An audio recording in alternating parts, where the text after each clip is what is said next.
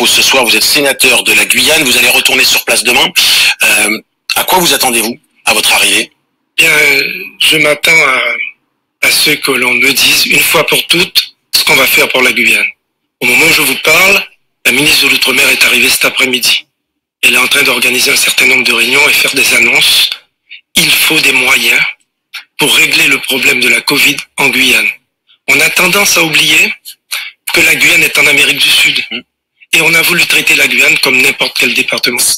Avant de voir les moyens qui vont ou qui devraient être mis en œuvre selon vous, certains estiment que c'est la proximité avec le Brésil, frontière évidemment commune, qui peut expliquer cette situation. Est-ce que c'est ce que vous constatez également? Écoutez, c'est vrai que nous partageons 750 km de frontière avec le Brésil.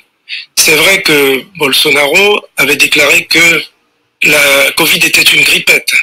Résultat, beaucoup de gens sont tombés malades. Plus de 50 000 morts au Brésil alors. Plus de 50 000 morts, pratiquement 17 000 personnes dans l'état d'Amapá, qui est notre état voisin.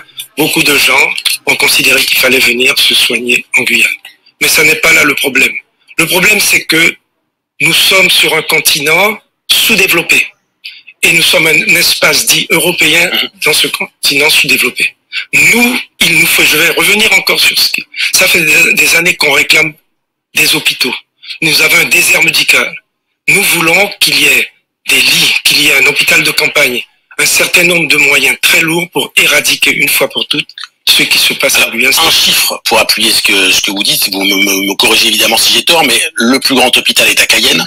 Il y a 15 lits en réanimation, 14 sont occupés aujourd'hui. Il y a de quoi monter éventuellement jusqu'à 30 lits, ce qu'on a connu évidemment en métropole. Ça veut dire, est-ce que vous dites qu'il y a une sorte de France à deux vitesses? Il y a la France qu'on a pu connaître évidemment et vivre ici en métropole, et cette France de Guyane qui n'a pas les moyens de faire face à ce type de crise. En posant la question, vous apportez la réponse. Non, mais je pose la question, je préfère en dehors de la fusée, et François Mitterrand avait dit en 1985, il y a plus de 30 ans, qu'il ne fallait pas, il fallait arrêter de lancer des fusées sur fond de bidonville.